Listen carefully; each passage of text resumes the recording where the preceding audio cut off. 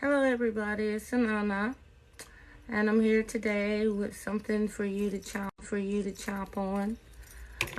Today I'm going to talk to you about Quassia amara, Quassia wood extract. Other people know it by bitter wood. You can call it bitter wood extract as well. It's what I wanted to say is one of my main ingredients in my it's what I wanted to say is one of my main ingredients in my apothecary. We carry it. One bottle is $19.99, and it has 2 ounces of concentrated powder. And you only need a half a teaspoon of the 10 times concentrated. Quassia is there's hardly anything that it does not actually work with. Okay, the main thing I found out about Quassia is the list of things that it does is so long, I'm going to have to read the list to you. I can't call them all off on here. But I did want to warn you that I did come across warnings. I did come across warnings for pregnancy, people on heavy medications for different things may need to consult with their physician before taking Quassia. And if you are pregnant, do not take Quassia.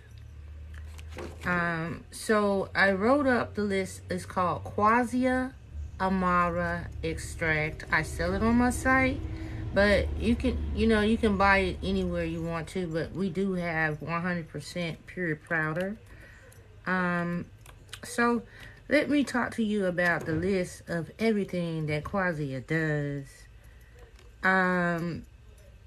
It's ridiculous, all the things that it does. So let me give you my introduction.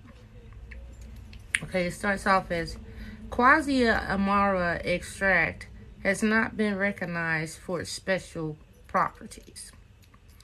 In looking up Quassia, I came up with a list of what it has been known to do. It's anti-cancer, anti-leukemic, anti-diabetic, anti-anorexia, anti-tumor, anti-insecticide. It's a laxative, a mouthwash, and anti-fever. It also kills dermatitis, seborrheic dermatitis SD. It's anti-ulcer. It also can be used as a male form of birth control. And it works for 4 hours. The male takes it, can drink Quassia tea, and it'll work for 4 hours. So you can block yourself from making a woman pregnant by drinking Quassia tea. It's anti-pregnancy. If you want to, let's say it like this. It will make you lose a baby. And it's antifungal. Okay. Now, you can make the Quassia tea from the powder.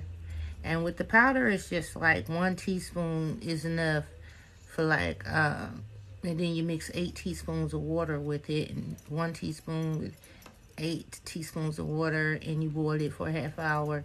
And then you can drink.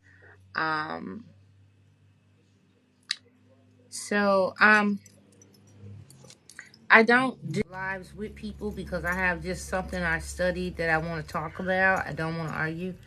So the Quassia amara, it pretty much kills everything. It has a use as a mouthwash. It can also be used as a dye. But here's the thing I wanted to rant about today. As I was doing my research, I noticed that they make you feel bad if you want Quassia. Because the first thing they tell you is that it kills worms. And you will think like, oh, if I don't have any worms or anything. They throw that there as a scare tactic.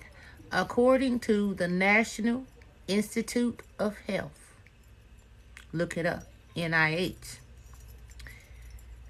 They have known that Quassia killed cancer since before 1976. And they are the ones I'm reading the publications from. So how could they know this and not push it forward? Okay, it's called plausible deniability. I mean, they gave us the information, but they hid it behind worm stories. They hid it behind discussing stuff that you wouldn't think you needed this quasia. The first thing they throw up is just worm stuff. Okay, but if you keep reading, look harder, you will see that they've been reporting that quasia killed cancer since 1976 with the National Institute of Health. It's articles going back to quasia killing cancer that far. 50 years. They knew how to kill the cancer in your body and had not told a single soul besides publishing these articles. Okay, now they published the article, and then they always, if you look, when you do your research, you're going to see every one of them try to throw the worm thing up. And all you can think of is quasia is for worms. Well, do your research a little deeper. Look past the smoke screen that they threw up. And what you'll see that quasia has been killing cancer probably since the beginning of time. And it's probably something that shamans knew. And it was taken away from them. This so that big businesses. So imagine how many, I'm not even going to say no names, but these hospitals with religious names. How many of them is sucking in all the money from cancer without ever telling you to take this quasia? Okay, so think about how many hospitals out there with this biblical name. It got to be the biblical name. And look at all of them that know. I ain't even no doctor. My degree is in biology. My minor is in chemistry. And yes, I graduated. So, why are they not telling you about quasia and letting you die like that? Because they make money off your death. Okay, here I am. I consider myself a shaman. And I want to say to you is that the first thing I wanted to do, I couldn't wait to tell you that there's a tea out there that fight cancer. All the women out there suffering with fibroids. All the men out there with prostate cancer. Everybody dying and getting sick with these diseases. Did you know that quasia was anti-diabetic? Getting sick with all this stuff, all right? And it's telling you basically that this thing cure almost any illness us sisters and brothers might have. Okay, so I don't even want you to take my word. I want you to go look up this word. Quasia. That's the first part. Quasia. Amara. AMARA. Extract. Go to the NIH, the National Institute of Health, and look at how many articles they got dating back to 1976 of people saying that quasia killed cancer. And then think about all your loved ones that died from cancer. And realize that you're just caught up in a big money-making wheel, and you ain't going to get out of it until you get yourself out of it. And it ain't going to be God that gets you out of it. You got to get yourself out of it for real. You have to open your eyes. You have to realize that you have been duped.